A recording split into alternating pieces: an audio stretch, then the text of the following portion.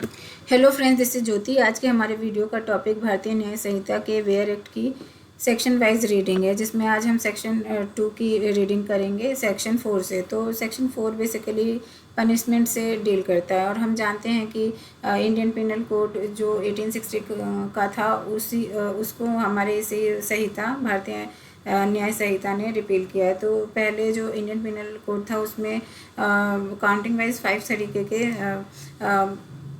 Punishment के प्रावधान था, जो कि अब एक और बढ़ के कम्युनिटी सर्विस यहाँ संहिता में हमें देखने को मिल रहा है। तो इसमें जो पनिशमेंट है 4 में वही बताया गया कि कितने टाइप के हैं, like death, imprisonment for life और ये simple imprisonment, rigorous imprisonment, for future of property, fine और कम्युनिटी सर्विस।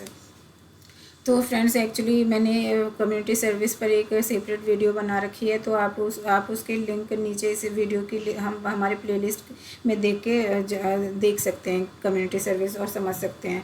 तो यहाँ पे मैं छोटा सा इंट्रो देना चाहूँगी इसका कम्युनिटी सर्विस का। तो ये कम्युनिटी सर्विस एक ऐसा बेसिकली एक ऐसा जो सामाजिक सेवाएँ होती हैं ना, उस टाइप का पनिशमेंट है, जो कि एक अल्टरनेटिव पनिशमेंट है। ये कोई अल्टरनेटिव पनिशमेंट है जिसमें कि जो ऑफेंडर है उसको बेसिकली सुधरने का मौका दिया जा रहा है।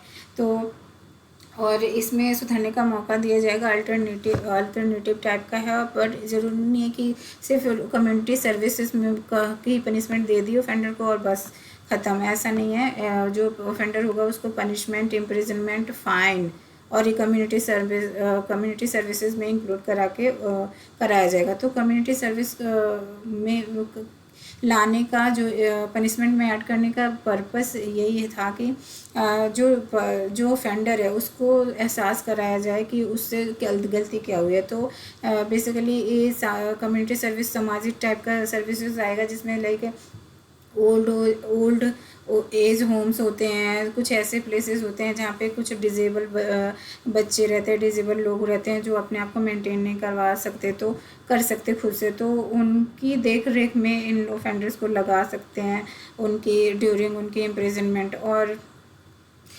जैसे गवर्नमेंट प्लेसेस हो गए हैं, पार्क हो गए हैं, हिस्टोरिकल बिल्डिंग्स वगैरह हो गई, उनकी साफ़ सफाई में भी इन ऑफेंडर को लगा के हम उनको मतलब गवर्नमेंट उनको सज़ा दे सकती है। तो ये कम्युनिटी सर्विस है, जो कि बहुत अच्छा स्टेप है, जिससे कि लोग मतलब ऑफेंडर को भी कुछ सीखने को मिलेगा।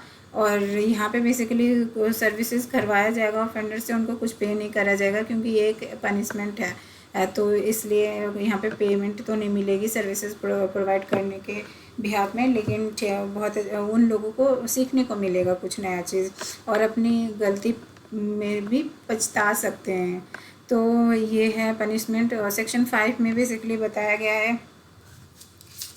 सेक्शन 5 बात करता है कम्यूटेशन ऑफ सेंटेंसेस। कम्यूटेशन या सेंटेंसेस मतलब अगर जो गवर्नमेंट का कुछ वैसा देखती है, उनको समझ आता है ऑफेंडर का पनिशमेंट किसी तरीके कुछ समझ आता है कि उसकी सिचुएशन में उसने क्या कैसे करा, कौन सी परिस्थितियों में उसने ऑफेंस किया, तो वो कम्यूट कर सकती है उसके सेंटेंस को, यानी कि उसको काम या ज़्यादा कर सकती है।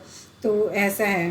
तो 5 सेक्शन हमें यही बताता है कि कम्यूट कर सकती है। तो उसी के प्रावधान इसमें दिए गए हैं, like the appropriate government may without the consent of the offender commute any punishment under the Sahita to any other punishment according to the section 474 of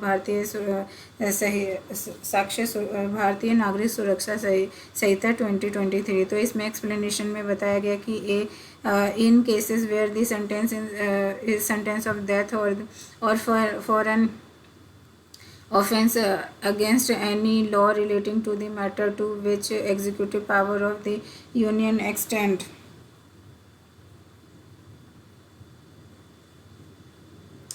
and दूसरा बोल रहा है in cases where the sentence where death or not is of an offense against a law, any law relating to the matter of which the executive power of the state extend the government of the state within with the offender is sentence। और 6 section बोल रहा है कि 6 section basically दंड का calculation कैसे किया जाएगा, उसका फ्रैक्शन कैसे किया जाएगा, उसकी बात कर रहा है। कि जो यहाँ पे जैसे बोला गया है कि इन कैलकुलेटिंग, यानी उसके जो पनिशमेंट है, अगर जो कोई लाइफ इम्प्रिजनमेंट हम बोलेंगे कि लाइफ इम्प्रिजनमेंट इस पर्सन को मिली है, तो वो हम कैसे डिफ़ाइन करेंगे। तो यही बेसिकली बताया गया है कि जैसे लाइफ इम्प्रिजनमेंट से तो मतलब जो सिंपल लाइफ और पर्सन की नेचुरल लाइफ है, तो उसको इक्विवेलेंट टू 20 ईयर्स यहाँ पे माना जाएगा, ऐसा बोला गया है सेक्शन 6 में। सेक्शन 7 बात कर रहे हैं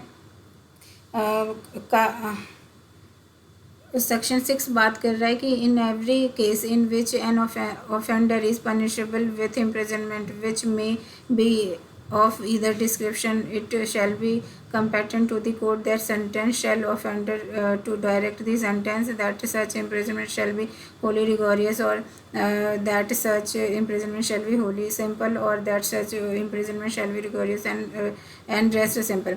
बेसिकली यहाँ पे ये बता रहा है कि जो इम्प्रिजनमेंट और पनिशमेंट मिलेगी ऑफेंडर को, उसमें अगर जो कोर्ट चाहे तो मतलब कोर्ट चाहे तो उसको या तो पूरी सज़ा सिंपल दे सकती है, पूरी सज़ा हार्डली दे सकती है, रिगोरियस टाइप की सज़ा दे सकती है, या तो उसका कुछ पार्ट सिंपल रखे, कुछ पार्ट रिगोरियस रखे, और या तो कुछ पार्ट रिगोरियस और रेस्ट सिंपल रख दे, इस टाइप का सज़ा देगा।